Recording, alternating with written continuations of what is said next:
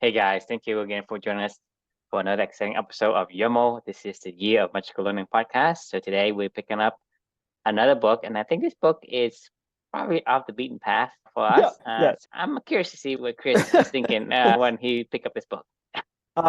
This is definitely an off the beaten path book. This is another one that I read with my wife. So we were I told you we hit our groove with comedians. Mm-hmm. Comedian memoirs or Right, just right. whatever. So this is another comedian memoir by the author. Her name is Phoebe Robinson. She is a Black woman, and this is what she looks like. And the book is called "You Can't Touch My Hair and Other Things I Still Have to Explain" by Phoebe Robinson. So it's an essay collection about gender, race, and pop culture from comedy superstar and two dope queens podcaster Phoebe Robinson. So it's just basically about her riffing on being a Black woman and things that she still has to explain to people. Like, no, you can't touch my hair. It was funny. It was definitely off the beaten path. My wife loves diversity, inclusion, and the whole DEI field. That's one of her core values. So I reading a book with her. I mean, wanted to both enjoy it. And to be fair, I laughed a lot in this book. She was pretty Mm-hmm. damn funny. I think she's about my age, so she had a lot of her pop culture references. I felt like I was listening to one of my friends just riff on the same time frames of life that I grew up in. So it was nice to be able to be relatable in that regard. And it was a funny book. I mean, we laughed a lot. And I learned a little bit as well. So it's the year of magical learning. So here's my lesson. So the reflection title of this one is "Don't Listen to Karen." Well, I will explain. When Phoebe was just starting out in her comedy career, she started writing a blog that she called Blaria. Do you remember the show Daria on MTV? Do you remember that? Mm-hmm. Daria was like a really famous show. She was like super melodramatic. She was really just mean, bitchy, like this really mean, bitchy, like not emo. She was very, what do you call that girl from Parks and Rec? Did you ever watch Parks and Rec? Aubrey Plaza's character on Parks and Rec. She's very dry, but like funny, but also very frank. I can't describe Daria. She's funny in a funny way. It's not perky at all. Like she's like anti-perky. I don't know how to describe Daria. So Daria was a famous character on an MTV show called Daria back in the 90s, I think. Phoebe made a blog that she called Blaria. So it was Black Blah. Daria. So she was Black Daria, right? And she was getting really excited. She finished her 12th blog post and she went to have a meeting with her manager. She was really excited about it. And she was saying, "Hey, I sent you my blog." She really hoped to write a book someday too. Phoebe's initial idea was, "I really want to be a writer. I'm willing to write a book," and blah, blah, blah, blah. And she finishes her 12th blog post. She's feeling really, really good about the meaningful work that she's creating through her Blaria blog. And she goes and has lunch with her agent, who's a white woman named Karen. And Karen goes, "Yeah, I saw it." I think her exact quote was, "You're not really famous, so I don't think that's where you should be spending your time. We should focus on something else."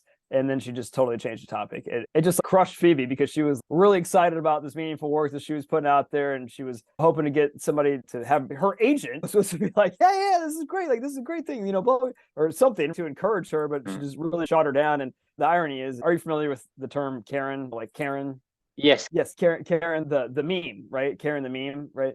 yes. Yeah, okay. So I thought it was ironic that a white woman named Karen, Karen, yes. It has to be was Karen. I don't yeah, it had to be Karen, know. right? So as that's the whole thing though. It's like Karens are like sent there to keep you on the path of cultural acceptance. That is what a literal Karen is, right? When you talk about like white women, Karen the meme, like that is their job, man, is to be like culture police and like tell you like when you're drifting and doing something, you're like, no, that's not really what you're supposed to be doing. You're supposed to be doing this, and like to pull you back. And it made me think about, we call beavering on purpose all the time, right? A beaver must dam. And it made me think about, like, I wrote in here, can you imagine if a deer was named Karen and she wandered down to the creek one day and she met a beaver named Carl, and Carl was like, Carl was like, "Hey, what do you think of my dam?" And she's like, "Your dam's stupid. No one in this forest cares about what you're doing. Your dam's going nowhere. I've seen many dams built over the years. It's a waste of your time. I think you should stop damming and be a Not bear." that damming is harming the forest.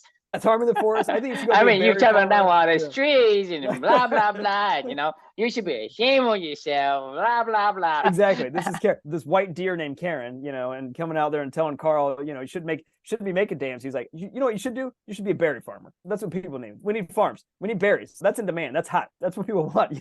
But I know a friend that's got a job down at the berry factory. He's like, I can get you in, just quit the beaver and shit, and let's go work on something that actually matters to everybody. Because like this is the path you should be going on. This is what everybody really wants, you know. And anyway, it sounds ridiculous to even say that because you're like, what are you talking about? Fucking a beaver must dam, right? Let the goddamn beaver dam, right? So the point is of this reflection is Karens are destroyers of dams. Don't listen to Karen. You know, they're sent strategically to keep you from your meaningful work and keep you from having joy and bringing your art out into this world and to bring you back into the cultural norms that everybody tells you to do. Luckily, Phoebe didn't listen to Karen, and that's how she ended up writing a book, you know, and she kept doing what she was doing. So, hey, you know, you get to listen to Can't Touch My Hair. That was my lesson. So anyway, love to get your thoughts. So I think for me, in my view anyway, it's almost everybody's a Karen. Everybody's Karen. Yeah, that's what I'm saying. They're like cultural fucking police. I mean, the thing is, sometimes I'm a Karen, sometimes you're a Karen, Yes. just because Oh, you yeah. know, for whatever reason, we get into that trance, and I think that's the thing is and a lot of times in our own life, the people closest to us are the worst Karens, Right. all right, and because you know they may have good intentions, but you know, like I said before, you know, the devil doesn't know he's a devil. Right. And so I think, you know, the lessons here is, you know, don't listen to anyone.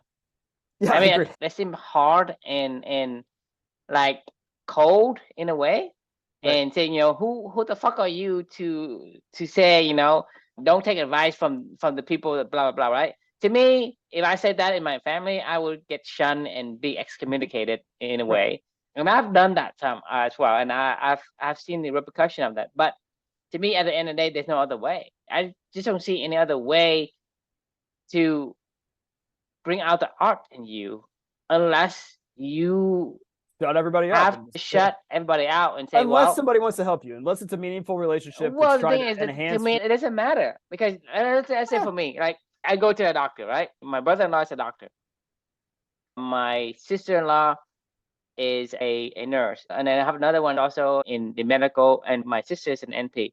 So everybody that's close to me, they mean well. I mean, they don't have any intention to harm me, right. but they are the one that tells me how to take care of my diabetes. But I'm telling you that they cannot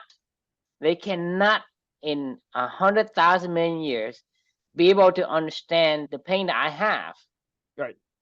living as a diabetic.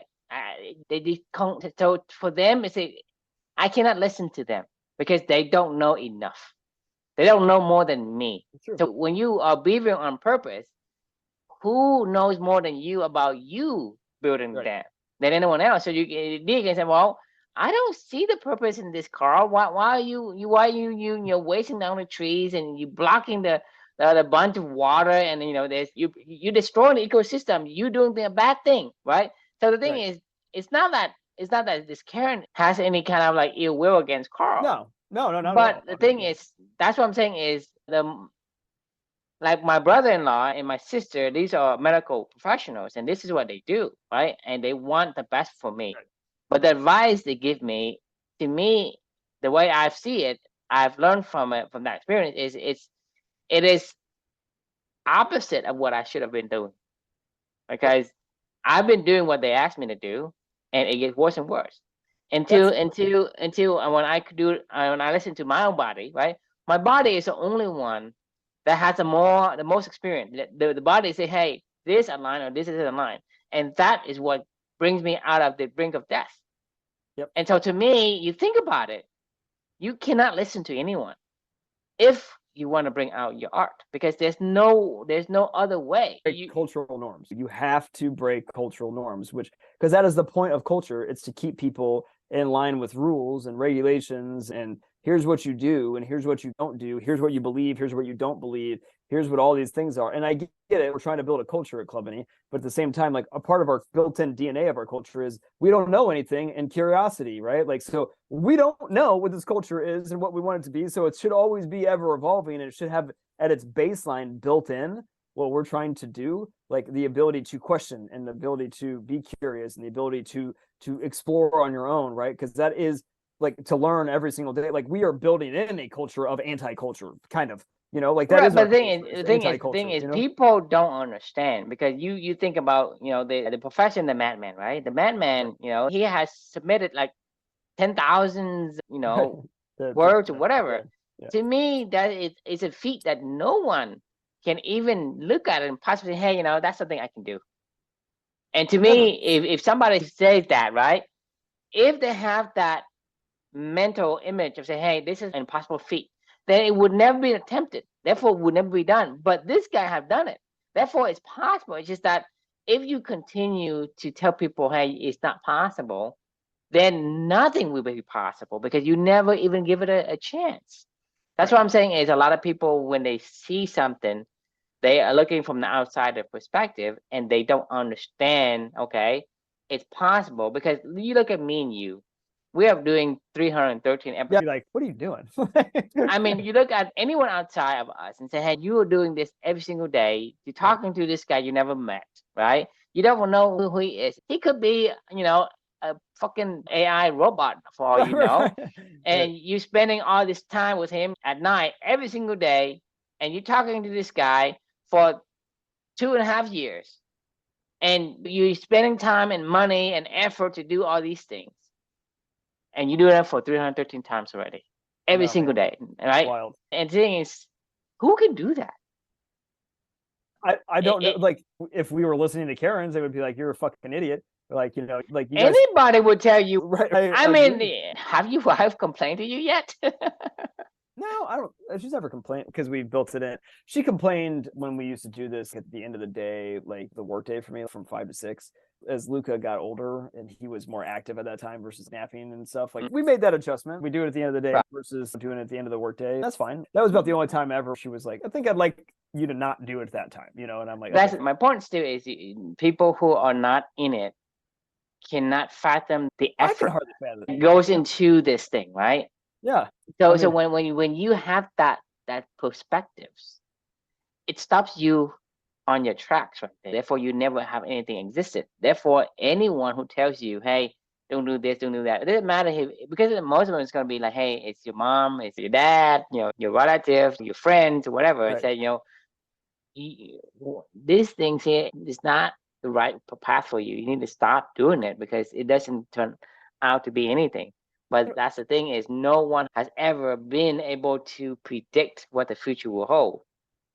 And they don't care either. That's the problem. This is the honest to God problem is they don't care. And they never will care. Like you said, your relative. Even if they care, they don't know enough to understand. No, they can't. Nobody cares about somebody else's other people's problems or objectives, like in any way, shape, or form. I mean, like I could say the people that I love the absolute most in this world, like, if my mom's problems were put in front of me, I would go, I'm gonna go with this one, like, because I gotta solve my own fucking problems. Like, right, I can't. Right. I mean, either either you go to work or you go and pay your mom's mortgage, whatever. You just don't go pay your mom's mortgage until you pay your mortgage first, right? It's one of those things where you only have the ability to help out with the overflow that you have. But you don't. You actually go, hey, I'll take on the responsibility. And to me, even in the Asian culture, you don't even do that as much. Even though it's built into the culture itself, where you take care of your elderly parents and whatnot. Even then, people are becoming like, very, like they want some kind of reciprocations. You know what I mean? So they don't actually care about it as much as we would think they do. And so that's the thing is, no one care for you as much as you care for yourself. And so my advice to you is never ever listen to anyone, especially unless you're not creating art. Like, honestly, like what I'm saying is, if you're not creating art, what's the point? Well, I don't know. Actually, like you say, hey, if you're not creating art, what are you doing? If you're just doing something to make money, or you're just doing something to appease the masses, and you're trying to fill a piece of demand in the market, like a niche in the market, you may make money off that, and it may be successful, but like, it's going to eventually destroy you because you're going to be like, I don't love this. And when you have to keep doing shit that you don't love all the time, over and over and over again, you're going to be like, this isn't worth it. Like, or if you do, you're just going to, grit it out, and you're going to push it up, the art of running uphill, right? You're going to keep going up the hill, and you're going to be like, God damn it, got myself too deep into this now, and I got to keep pushing up this boulder up the hill, and like, if you don't love it, want to let it go, and that's the thing is commitment. I mean, that's the thing is people miss the point most of the times. And if I'm not doing whatever I think it's fitting for me in alignment with who I'm supposed to be, right, then at the end of the day, you say, well, I regret spending time, quote unquote, wasting time doing this thing versus the thing I want to do. Because Right. most people, they don't regret doing something. They regret not doing something. You think about it. Hey, I didn't regret taking that bus. I didn't regret taking that trip. I didn't do this. I didn't do that. Sherry, I regret that. I mean, I don't think you regret it that much. You say, well, it's not. Yeah, No, you I don't learn, regret it. Yeah. but you don't regret, right? No, Regret I is was kidding. it's yeah. But the thing I'm saying is, we all have the same, I guess, innate desire to fulfill the expressions of the genes that we are given, whatever that is, right? If you're a beaver, you are compelled to go build dams. If you are, a wolf, you are compelled to go hunt. It's just one of those things where if you're an eagle, you're compelled to fly. You can put an eagle in a cage and he'll have a short lifespan. It's just the way that his gene needs to fulfill its expression. If you don't let him do it, it's going to suppress the donkey. When you're talking about Sherman, you put Sherman in a shed. He's protected. He's cared for. He doesn't have to go hunt or find food or do anything. He dies. When you make him run, he comes back to life. Go reread that one. It's been a while. You just reminded me. Running with Sherman. Sherman. Oh man, Sherman. You just got like a fun, nostalgic feeling of Sherman, and I was like, oh, Sherman. Yeah, sure. You just reminded me of Sherman. Now I want to go read that book again. Sherman and the Beaver Must Dam. It's by far very relatable to what we're saying, and I think that's something that it's simple, but it's sometimes very hard to kind of grasp the concept because people just distracted by other things. Hey, I have to do this, I have to do that. A lot of times say, well, if you're doing that, I mean, they say, hey, look, you in this life need to go out there and dig a hole for yourself. That's what you're supposed to do, right? You need to dig your own grave. If I tell you that, how would you feel? I mean, very good. I mean, unless that was my purpose, was to dig holes. Dig your own hole. Everybody needs to dig their own grave, right? That's what you're supposed to do. And to you say, well, I don't think I want to do that at the first priority. And say, hey, if I have to do it, I'll probably leave it last. And if I don't get it done, who fucking cares? Because I'm going to be dead. Right? I'll be dead anyway. And that's the thing is when you look at saying, I have to go work at a place that I hate, work with people that I don't like, and bite my tongue with the people that, you are actually doing that by saying, hey, I'm going to dig my own grave. And you say, well, that is important. That is more important than me go, hey, I like art class or I like, rock climbing, whatever. You prioritize these stuck ass tasks before your own. Meaning, hey, I only play tennis after I finish my work. I only go rock climbing after I deal with this shit. That's what you're doing, and you tell me if that is logical to you. It's not. I mean, but that's what we're doing, right? It makes me chuckle a little bit about this whole tart cherry experiment because in a weird way, life is kind of like a tart cherry experiment, where it's like I've recognized after a week that I feel terrible when every time that I drink this tart cherry juice, like I can continue to drink it because I said I was going to drink it, or I could not and not feel awful. My body is telling me this does not align to who, it is screaming. It is telling you like all day. It is telling me every fucking time that I've drank this thing for 8 straight days in a row, or it's the 10th of the month. So days 1 through, I've been drinking for 2 days, days 1 through 8, like every fucking day that I drank that stuff, I was like awful feeling, right? Like my body was telling me, I do not like this. Now, the idiots that we are, I could have been like, you were even telling me I'm a fucking idiot. Like, what are you doing? Like, just stop it. And I'm like, but I said I was going to do it. I already bought it. I have it all here. Like, the websites all say it's a good thing. I'm just trying it. It's my challenge. And it's a part of my challenge for the month. And you're like, it's not good. It's not, stop it. Just keep doing it. It's almost like this comical as to what we do, like what you're describing every single day of like, you don't like anything that you do. It doesn't make you feel good.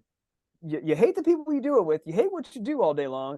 And it prevents you from doing other stuff that you want to do. And you're like, what are you doing? It blows my mind. If you made me drink tart cherry juice from when I was 20 years old until I was 65 years old, just because that was something I had to do every day of my life, I'd be like, oh, for 3 hours after I drank a tart cherry juice. And I was like, oh, this is just life, it's like, it's almost mind blowing. Like Like how much I mean, that's the tendency that we have. I it mean, it's is. conditioning. We are conditioned to go through with things because just because you can doesn't mean you should. I mean, this is the Right. thing. This saying I keep saying, if you can doesn't mean you should, and we're conditioned to do this. You know, just like a lot of times, let's say you get on a boat, not on a boat, but on some kind of like a raft. You paddle out into this ocean, this unknown, right? And you paddle, and then you have lost sight of the land, the dock that you started Right. from. But you know, if you turn around, you would get back to the dock. But people don't because they can say, well, I've gone this far. Right. It shouldn't be any farther to get to the other side of the dock. Right. But that's the lie. That's a big lie that people tell themselves is, if I get through this, it's actually closer to the other side of the dock than going back. So this is how people have this An sunk escalation of cost commitment. fallacy, right? It's an escalation of commitment, I think, is the bias. So it's a bias that we are conditioned to Yeah. follow, right? Because in reality, the probability of you getting to the other side closer than you going back is actually like probably like 99 to 1, meaning Right. that there is 1% chance that you are right and say, hey, when I've gone too far already, it is actually shorter for me to get to the other side than to go back. Yeah, but That's a it's a fallacy. That's a fallacy that people but take on but as the a narrative, society. but the narratives that get sent out to the people that didn't stop, and then they were like, well, I just kept going, and I found and eventually found my way through, and that's how I ended up making this $1 billion company. And Right, you're because like, the thing is, oh, that's how you get there. You just got to keep doing everything you don't want to do and take that risk of, when you're like, oh, we should have turned so back. it's a fallacy though, because I know it's the survivor bias. there are 1 billion people who has gone through this stage, right? Because they no one to tell they perish.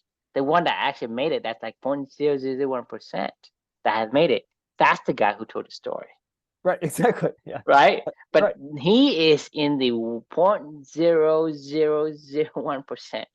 But the only story you get told is that story. That's why people say, hey, I like the long shot. I like the underdog. That's, to me, statistically, that's stupid. Right.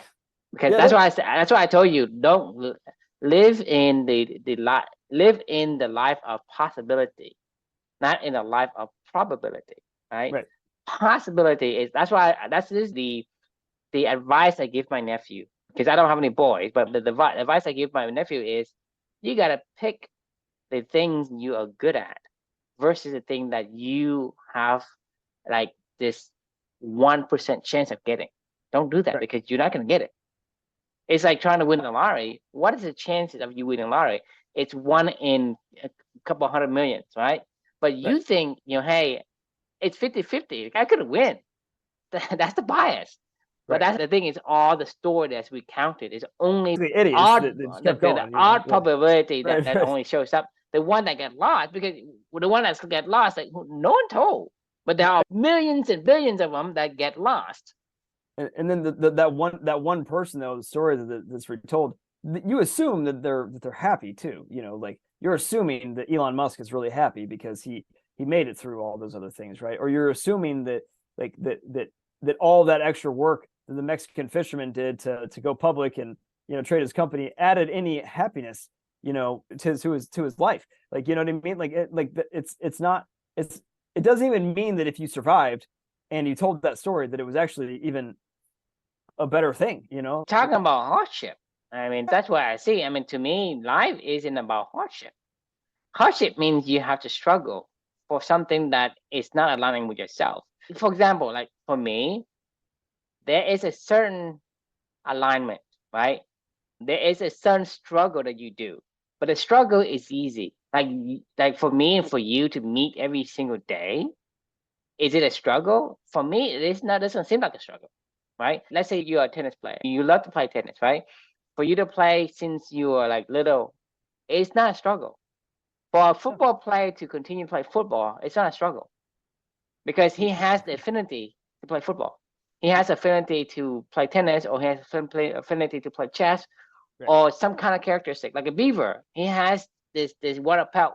waterproof pelt that is he can be in the water all day long, and he has this buck teeth that he can chew on the wood easy and it will sharp, and he can regrow as he use them, and so he has the advantage. And so for that particular species, it's never a struggle, it's never a hardship, even though you think it's a hardship, even though there is a slight struggle, but the struggle is minimal. I was going to say there is only one huge caveat to that. It is very minimal, except for when it butts up with other things that I love to do.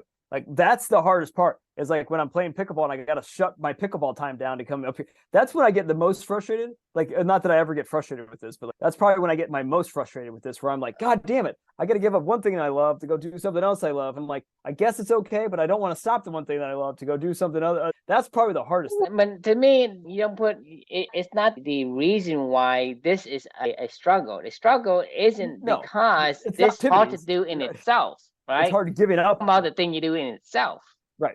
No, that's like, hey, I'm going out there and I'm hustling and I'm busting, and let's say I'm a football player. I'm I could be, hey, offensive tackle. I got a block. I got block.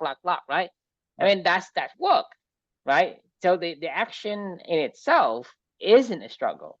The action in getting on here isn't a struggle. It's just like, hey, you have many other things. This is a different strong kind of struggle. Your struggle is your inability to prioritize. It has nothing to do with the action itself.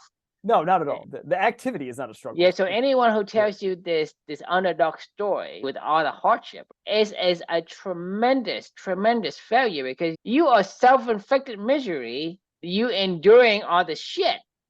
And say, hey, I've been to Vietnam and I've been in this hellhole for the past 25 years and blah, blah, blah, right? It's not like you eating cake every day. It's like I'm eating 1,000 frogs, right? Eating 1,000 frogs, now here's your reward. Is it worth it? No, not at all. Is it worth it? And that's what I'm saying is, people miss the point in saying is they only, elevate the thing that can be elevated, the thing that from the universal perspective they don't see, because anything that's lost cannot come back to you and tell you a story.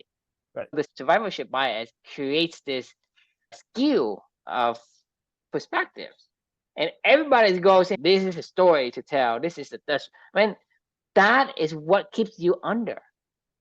Yep. If you look at do it for... Yeah, go ahead. I mean, you look at a probability from the whole perspective itself. It is so like sad to see the kind of probability and the chance that you get by going by picking that, right? Let's say you have a horse race, right? You're picking this horse that, like, it can't even stand up, and you say, I'm picking that one, right?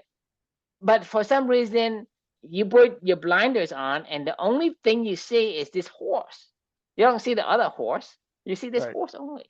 So you're missing the whole picture. So the stories that you listen to is what keeps you down under the water in the first place. It's not an inspiration.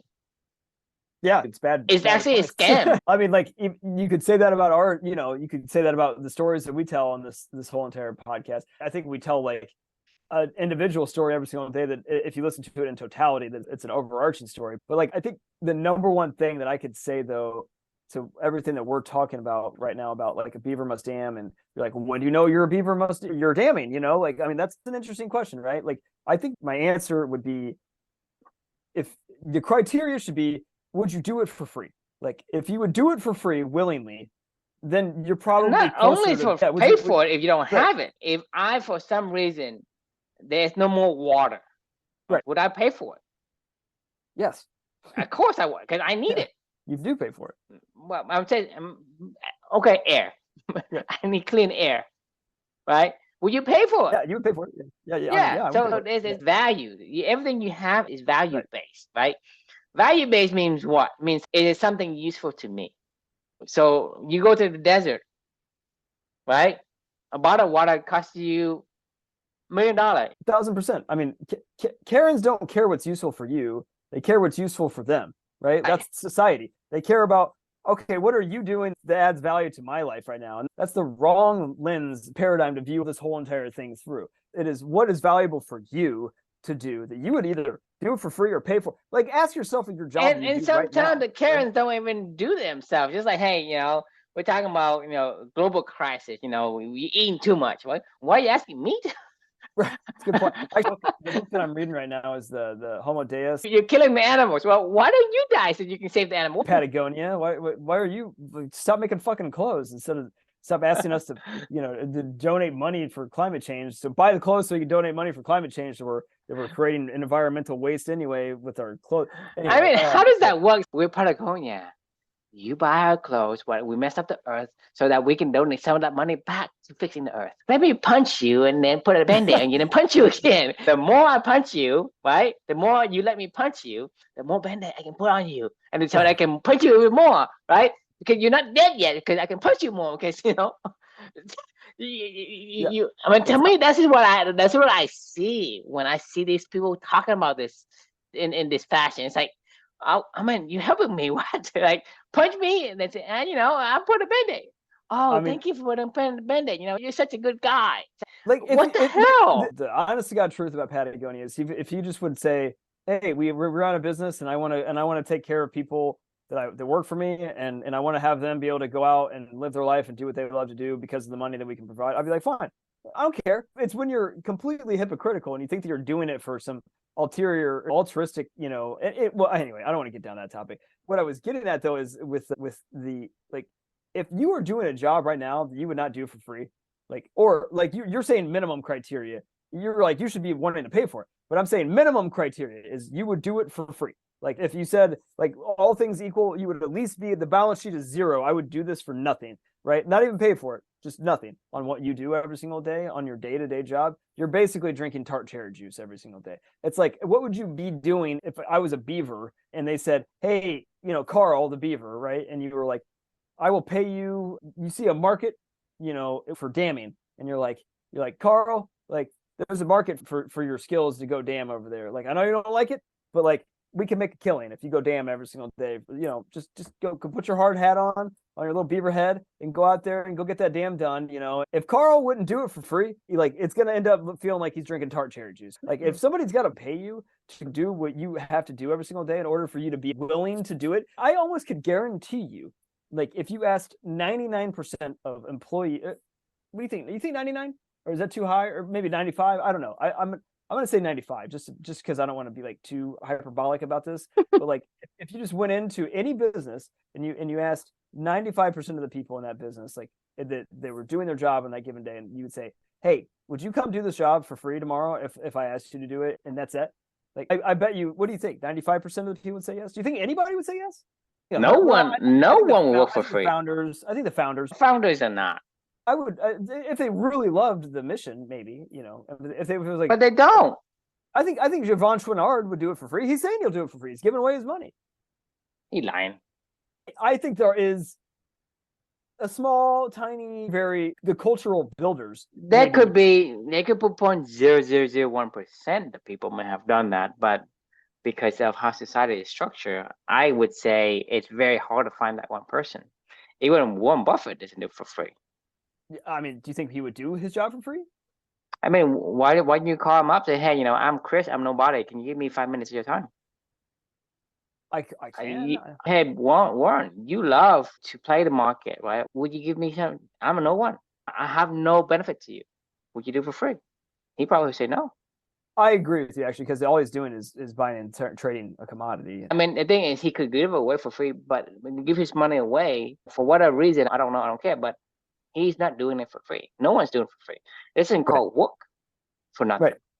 And so when you say it's work, that means that I have to trade something in that I have to sacrifice for something of value that I want.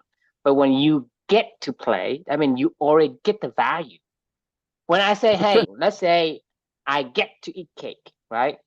The act of eating cake is already a value to me. I don't need to get paid to eat cake. I think Steve Jobs loved what he did every single day. I really think he did.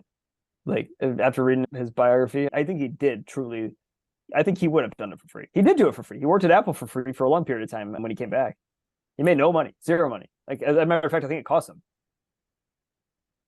Well, I don't know about that. I mean, there are certain long-term agendas that people put up with just because there is a reward at the end, whatever the reward could be. But like I say, if you go to a company and ask people, the society is structured in a way that you don't like everything that you do.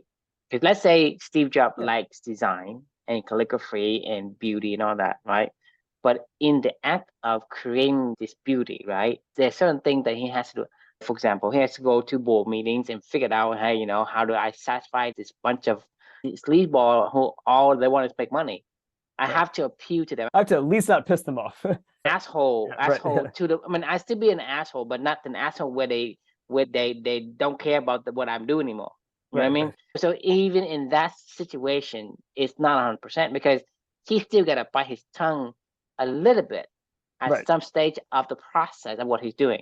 He's not completely free, so he won't do for free. I don't know that anybody can ever be to the point in time where everything. And that's my point, because you're in this life cycle, we need each other, society where in order for you to continue to build this beauty that you want, right? You cannot be isolated. No, you need help. I mean, we all need help. Right. So that's what I'm saying is no one will do for free because of the way we structure society. Didn't I say that? Yeah. Right. Our society has been structured in that way. Even if Steve Jobs would say, hey, I don't care about the money. I just want to build beautiful things. Right. Right. But the value, what I want is to build beautiful things, but people get in my way. Right. So I have to go and do other things that I don't want. Yeah. So that I get to do beautiful things. Well, I mean, if you honestly ask me this question about the job that I do today, would I do it for free? Like my day job, the one that I left my other job for to take for this role, right? I would say yes, because I look at it as Club Any light, right? I would do it for free because I would do Club Any for free, right? But you're not doing everything for free because you still have to do. Yeah, there's plenty of stuff that I do in my job that I don't like. I got to do reports. I got to do a quarterly review of my entire team, or sorry, not a quarterly, a semi-annual review by the end of the next week or whatever of everybody on my team. And you got to give them performance review. Like, who am I to judge somebody to say they have high potential or not? Like, that's the dumbest question I've ever heard in my entire life. That's what I'm saying as I rest my case, because you start talking about all these things that you hate. I know, you're right. All right. So I wouldn't do it all for free. That's true. You can't. You can't. Society has structured in a way that you cannot do it for free because there's something in there that you hate. At the end of the day, it's about value exchange. Yes. We exchange the thing we sacrifice for so that we can get the value we want. Hey, whatever the reason is, it's always a value exchange. So it's not about the money, because there is no need for money if the money can't buy anything that you value. Yep. So it's always a value exchange. So the thing is, you can get your value that fulfills who you are as a person with the gene that you have that needs to express itself. You can get that through the exchange of money, or you can get it directly. Yep. Right? I mean, think about it. You can get it directly. Hey, I can go build dams, or I can go do some of these things so that I get, I get the dams. Right. Right? So there's always a value that you want. So you can go through the wrong route, which you never get back, because hey, I can say, hey, don't eat the marshmallow until the end. But the thing is, you probably die before you get to the point where you can eat the marshmallow. Most people don't ever get to the marshmallow. So you either get to the marshmallow directly, or you just wait until you die. And maybe you might get a taste of it, or you might get close to it. Or you drink tart cherry juice every single day. But this is the big lie. Right. Okay? This is the big lie that, hey, the underdog story. You will never get it. It's like, you'd be better off getting struck by lightning twice than to get this thing that you wanted, because it's an underdog story for a reason. And for whatever reason, people like to tout this underdog story, the impossible, the probability of nil. Right. Yeah, it's a good point. I mean, we do love a good fucking story. I mean, the thing is, you think about me, like I say, I want to be the fucking Michael Jordan, right? Like 10 billions other people. Right. Right? So what's the probability of me becoming? But that doesn't do me any good. The only thing it does is preventing me from doing my art, because I'm chasing this dream that is impossible. Right. And I don't even have the physical requirements to do it. Yeah, I mean, right.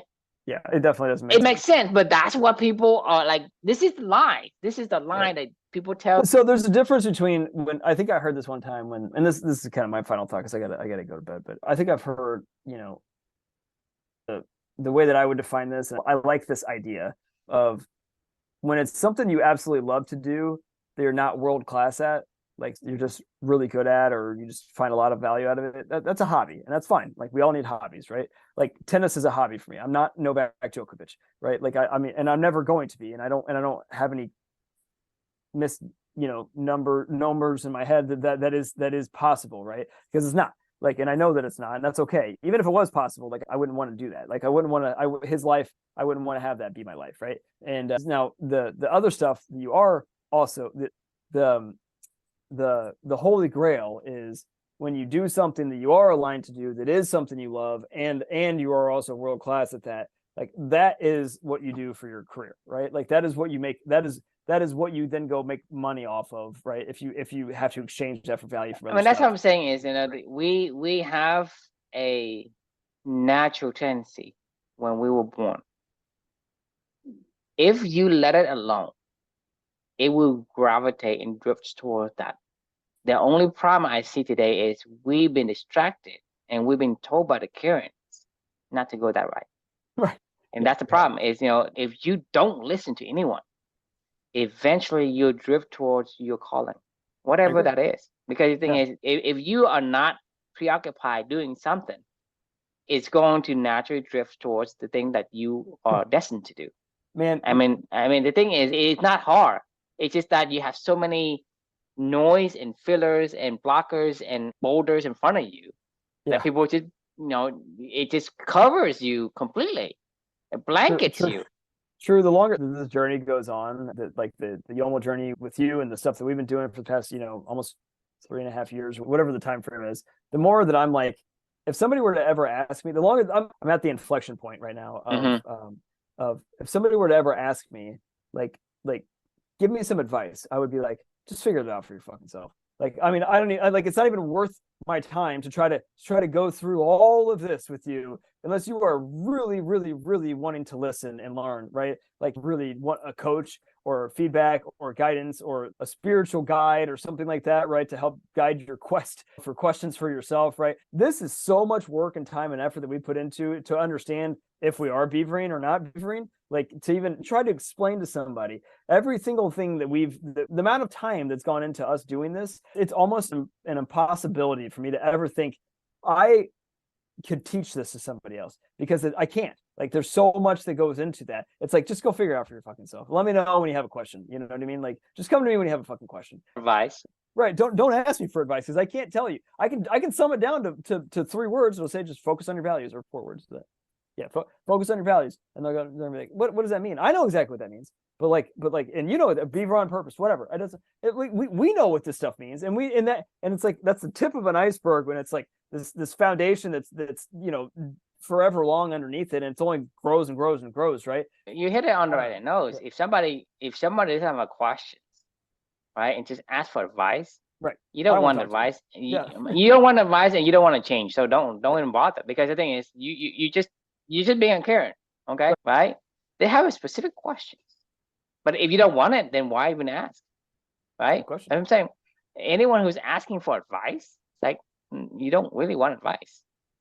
Yes, I agree. I mean, people that go to these conferences and seminars to get the answers and the advice, it's like, that's fucking stupid. Darren Hardy keeps pitching every single goddamn day his stupid business masterclass to me after his Darren Hardy. And he's been doing this for like 2 months straight. It's starting to get on my nerves because I'm like, look, if I wanted to ask you something and I had a question, I would ask you the question. I don't have a question for you right now. That's not what I need you for. It's not that I don't want to learn. I learn every single day. So don't try to pawn off to me, like, oh, hey, well, like you got to invest 10% of your earnings if you, the earnings you want to have in life in order for you to invest in yourself. I'm like, fuck that. Like, I don't need to invest anything other than my time and my curiosity. Like, if everybody invests in themselves every day. Right. Everybody exactly. invests every day. I mean, you invest yourself in your hobbies. You invest yourself in, exactly. Playing tennis, playing soap, go fishing, whatever. You invest in yourself.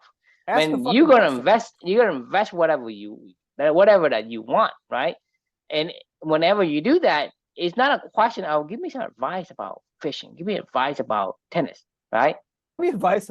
what's your best Like, advice on how to play tennis? And he would go, hit the ball over the net and make sure that the other person doesn't hit it back. You don't really want to be a tennis player. Right. If you really want to be a tennis player, I bet you have a different question, a very specific questions. My question that I would say to Andre Agassi is, how did you hit your backhand so hard with so much spin and have such a compact swing at the same time? How did you do that? How did you hit it so hard all the time and keep it in and be consistent? It's always specific because that's what you really want to learn. On him that and so you don't ask a blanket question like, give me some advice. Like I say, anyone who asks you that don't really want advice.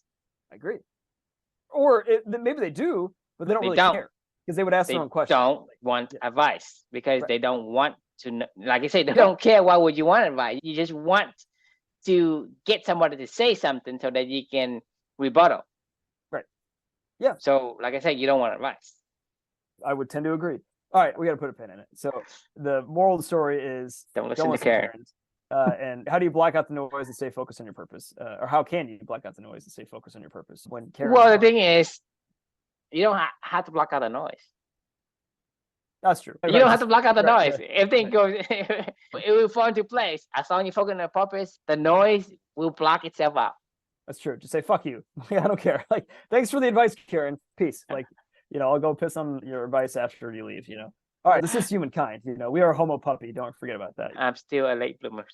Fair enough. Well, thanks for joining, everyone, and we will see you all tomorrow night. Sounds good. See ya.